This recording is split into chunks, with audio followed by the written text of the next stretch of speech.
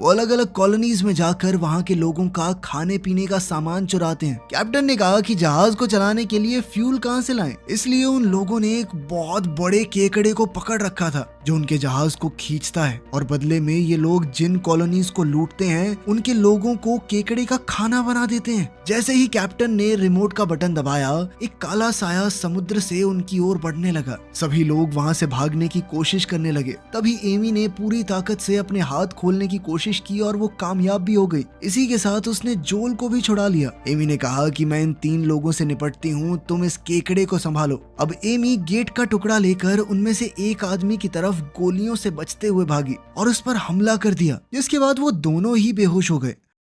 दूसरी तरफ वो केकड़ा पास आ रहा था। जोल ने पास पड़ी एक रॉड उठाई और केकड़े की तरफ भागा। वो केकड़ा जैसे ही जोल पर कूदा, जोल ने अपनी रॉड से उसे मारकर उल्टा गिरा दिया। उल्टा गिरने की वजह से वो केकड़ा अब उठ नहीं पा रहा था। जैसे ही जोल उस केकड़े को मारने के लिए आगे बढ़ा, कैप्टन ने अपने रिमोट से उस केकड़े को बिजली का जोरदार झटका दिया, जिसके बाद वो केकड़ा झन्न से उठ खड़ा हुआ और उसने जोल पर जबरदस्त वार किया। जब एमी को होश आया, उसे अपने सामने डायना दिखी और इन दोनों के बीच लड़ाई शुरू हो गई, लेकिन डायना ने एमी को आसानी से हरा दिया। इधर वो केकड़ा जैसे ही जोल की तरफ बढ़ रहा था, अचानक बॉय वहां आ गया और उस केकड़े और जोल के बीच में खड़ा हो गया। वो केकड़ा बॉय को देखकर थोड़ा शांत हो गया। कैप्टन ने डायना से कहा कि इस कुत्ते को मार दो। जैसे ही डायना अपने हाथ में लगा रॉकेट लॉन्चर चलाने लगी, एमी ने उसके हाथ पर वार किया, जिससे डायना का निशाना चूक गया और वो ग्रेनेड सीधा उस केकड़े को जा लगा। इस हमले से केकड़े को बहुत चोट आई। तभी कैप्टन खुद नीचे आया और एमी को ऐसा मारा कि वो बेहोश हो गई।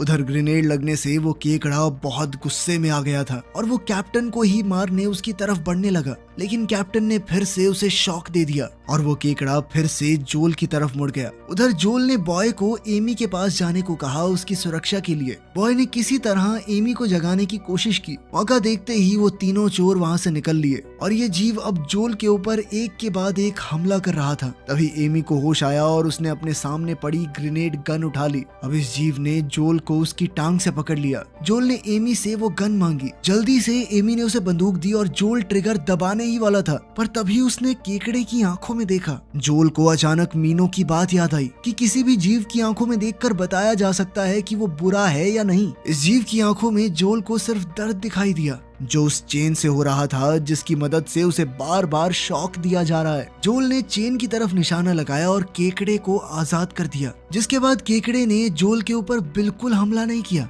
जैसे ही जोल नीचे गिरा, एमी उसके पास आ गई। तभी वो केकड़ा भी जोल के पास आने लगा, लेकिन पास आकर ऐसे रुक गया मानो वो जोल को अपनी